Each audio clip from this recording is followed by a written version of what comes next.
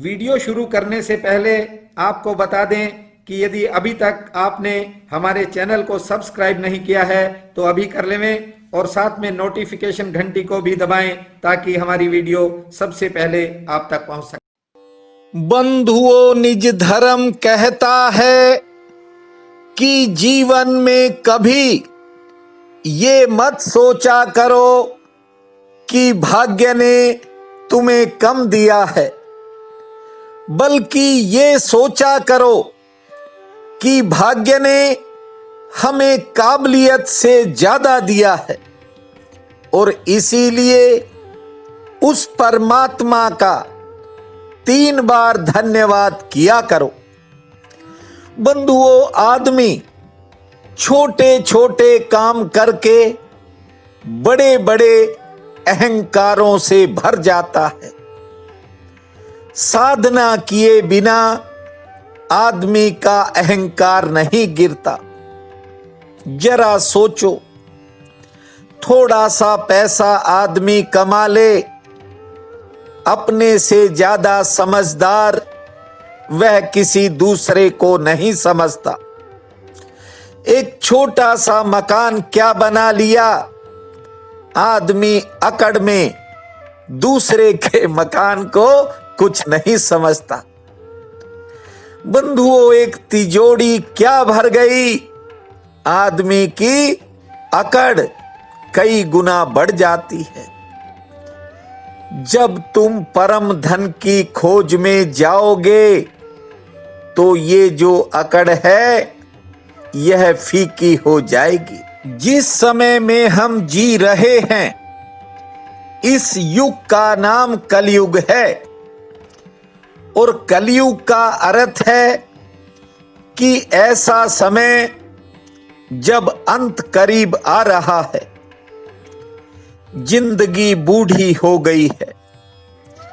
उस कलयुग में बिना गुरु के कुछ नहीं हो सकेगा, क्योंकि हर आदमी अपने अहंकार से भरा हुआ है और इसी अहंकार के कारण, अभिमान के कारण, घमंड के कारण बहुत सी कीमती ऊर्जा आदमी की क्षीण हो जाती है, नष्ट हो जाती है। कल आप तक नहीं पहुंच सका, आपके चरणों के दर्शन नहीं कर पाया, क्षमा चाहता हूं।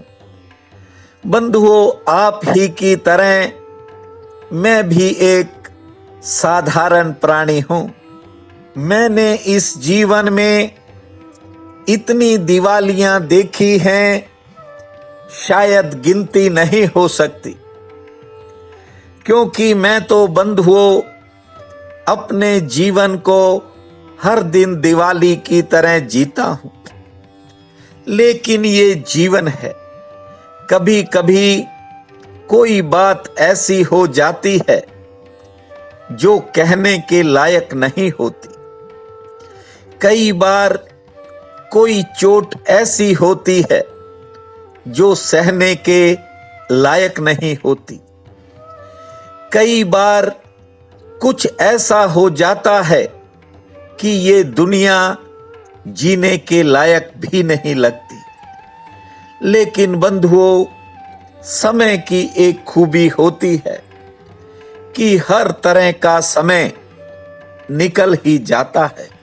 इसलिए समय कल मिले या न मिले, आज आपको निज धर्म की सबसे कीमती बात सुनाता हूं, क्योंकि मैंने जिंदगी में कभी किसी चीज की परवाह नहीं की, अपने निज धर्म को अपनाए रखा। बंधुओं, जो मैं कह रहा हूं, हो सकता है उसके लिए बहुत अड़चनें उठानी पड़े, लेकिन यदि आपने स्वयं के धर्म को अपना लिया तो आप सोच नहीं सकते आपको क्या मिल सकता है। यदि ये जो मैं का सहारा है इसे आप गिरा दो तो आपको गुरु की जरूरत नहीं रहेगी। लेकिन कभी करोड़ों अरबों लोगों में कोई बिना गुरु के गिरा पाता होगा।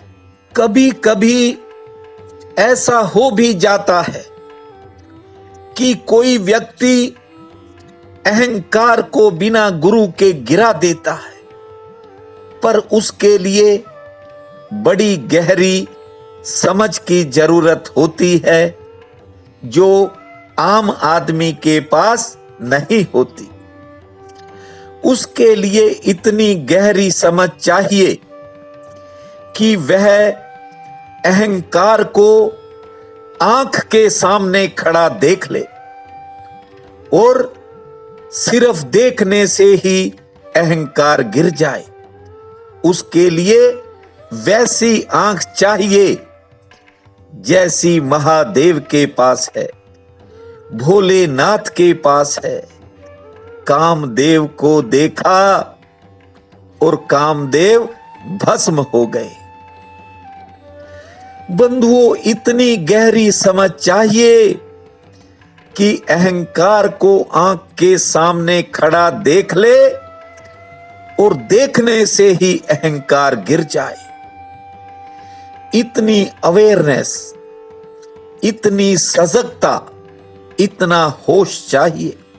जो ठीक से अहंकार को देख लेता है उसमें फिर दूसरे भाव पैदा नहीं होते, क्योंकि बेकार की राख गिर जाती है और कभी ख्याल ही नहीं आता कि मैंने ऐसा कुछ किया है।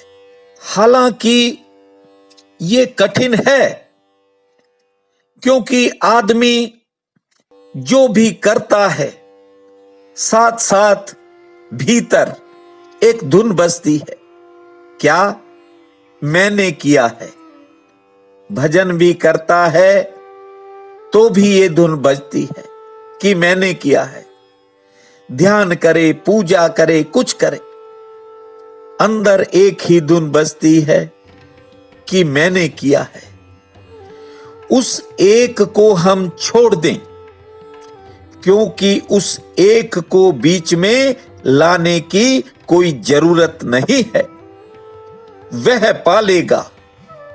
लेकिन ये जो करोड़ों दुनिया है, उन करोड़ों लोगों के लिए पाने का एक ही उपाय है कि वे जो भी करें भाव यही रखें कि गुरु कृपा से हो रहा है। बंधुओं, जो समय बीत गया उसमें बड़े सचेत लोग थे, हमसे ज्यादा सरल लोग थे। आप ठीक से गौर करके मेरी बात को समझना। जैसे हम पीछे जाते हैं, पीछे देखते हैं, वैसे सरलता है। जैसे एक आदमी अपने पीछे बचपन में जाए और देखे कि कितना सरल था, जवानी में थोड़ा कठिन हो जाता है और वृद्ध अवस्था में जटिल हो जाता है। बूढ़े आदमी से तो पार पाना ही मुश्किल है। उसे कुछ भी पता नहीं, लेकिन वह समझता है सब कुछ मुझे ही पता है। क्यों? जिंदगी की ठोकरें खाई हैं, टक्करें खाई हैं, इधर उधर गिरा है। कहता है कि मेरे पास बहुत अनुभव है। बंधुओं, कई बार आदमी ठीकरे इकट्ठे कर लेता है और सोचता है बड़े अनुभव से ज्ञान इकट्ठा कर लिया। निज धर्म कहता है बच्चा सरल है, वह सतयुग है। बूढ़ा जटिल है, वह कलयुग है। और बूढ़े की मूर्छा बढ़ती ही जाती है, बढ़नी ही चाहिए, क्योंकि मौत करीब आ रही है। बच्चे का होश ताजा होता है। क्यों? क्योंकि जीवन के झरने, जीवन का स्रोत बच्चे के करीब होता है। बच्चा अभी परमात्मा से निकली हुई एक लहर है, एक ताजगी है, लेकिन बूढ़ा धूल से भर गया, वह तो खुद अब परमात्मा में गिरने के करीब है। बच्चा ताजा फूल है, बूढ़ा मुरझाया फूल है। निज धर्म कहता है, अंतिम बात को आज सुन लीजिए, तुम्हारा यह शरीर एक दिन नहीं था और एक दिन फिर नहीं हो जाएगा।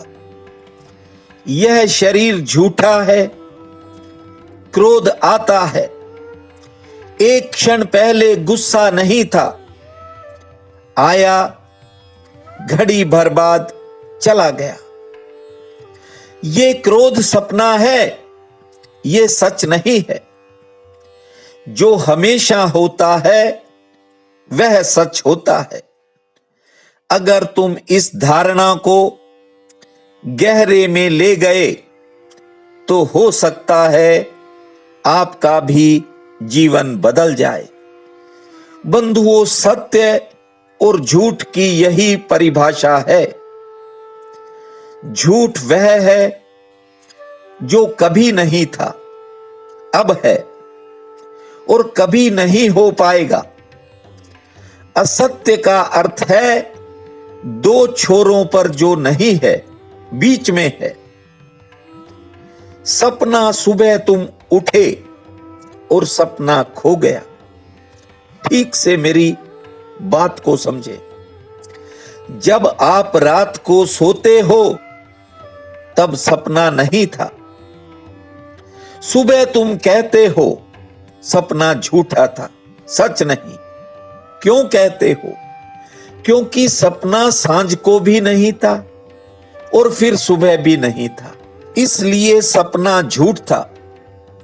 निज धर्म कहता है, कौन है तुम्हारे भीतर जो कभी नहीं बदलता, उसको ही खोजो। जरूर वह तुम्हारे भीतर है, क्योंकि सब बदलाहट उसी पर होती है। जैसे गाड़ी का चाक चलता है, एक कील पर चलता है, जो कील ठहरी होती है, लेकिन चाक चलता रहता है। तुम कील को अलग कर दो, चाक फौरन गिर जाएगा। बंधुओं, जो बदलाव हो रहा है ये शाश्वत के ऊपर हो रहा है। ठीक से समझें। कील आत्मा है, ठहरी हुई है, और ये जो शरीर का चक्र है ये घूम रहा है। और निज धर्म आपको आपकी आत्मा की तरफ मोड़ता है, खुद को खुद से जोड़ता है। इसलिए इसे पाने का प्रयास जारी रखा करो।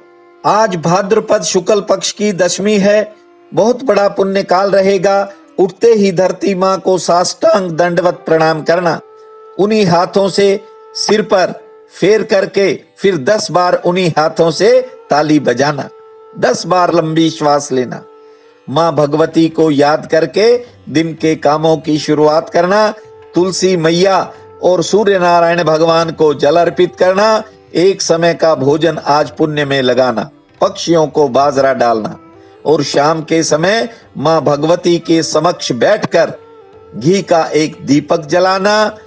जय हरि भूमा, जय मां भूमा, जय हरि भूमा, जय मां भूमा, इस महामंत्र को जपना। समय शुभ रहेगा।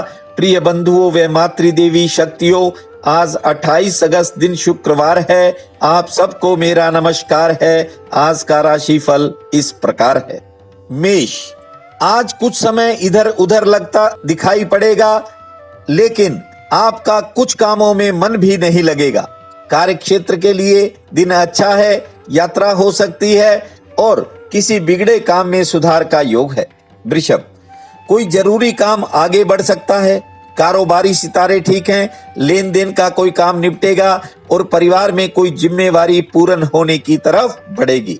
मिथुन, सरकार से संबंधित कामों में थोड़ा इंतजार करना पड़ सकता है। कार्य क्षेत्र में व्यस्तता रहेगी। आमदन के लिए दिन मध्यम श्रेणी का है। मेहमान आ सकते हैं। सेहत लगभग ठीक रहेगी। कर्क, दिन भाग्यशाली है। विरोधी आपके साथ जुड़ सकते हैं। संतान की कोई चिंता परेशान कर सकती है। आमदन के लिए दिन ठीक है। कुछ नए लोगों से मुलाकात होगी। कोई नया रिश्ता भी बन सकता है। सिंह, किसी की कोई बात आपको निराशा सौंप सकती है। संयम रखना। रोजगार का कोई नया साधन सामने आएगा। सेहत संबंधी कोई मामूली कठिनाई रह सकती है। मित्रों से मिलन होगा। रुके काम में गति आएगी। कन्या, कार्य क्षेत्र में आज दिन उतार चढ़ाव वाला है। किसी करीबी से कहा सुनी भी हो सकती है। कारोबारी सितारे पक्ष में होने के कारण आर्थिक स्थिति ठीक रहेगी। सेहत पक्ष थोड़ा नरम है। तुला, आज सामाजिक कामों में समय लग सकता है या किसी दूसरे के काम में समय खर्च होगा। कारोबार में थोड़ा उतार चढ़ाव रहेगा। सेहत के प्रति सचेत रहें और दोपहर बाद कुछ नया हो सकता है। वृश्चिक, समय आज थोड़ा संघर्षपूर्ण है। मेहनत ज्यादा करनी पड़ेगी। परिणाम थोड़ा उम्मीद से कम मिलेगा, लेकिन समय ठीक बीतेगा। लेन देन की कोई चिंता कम हो सकती है और सेवा के काम में आपका समय लग सकता है।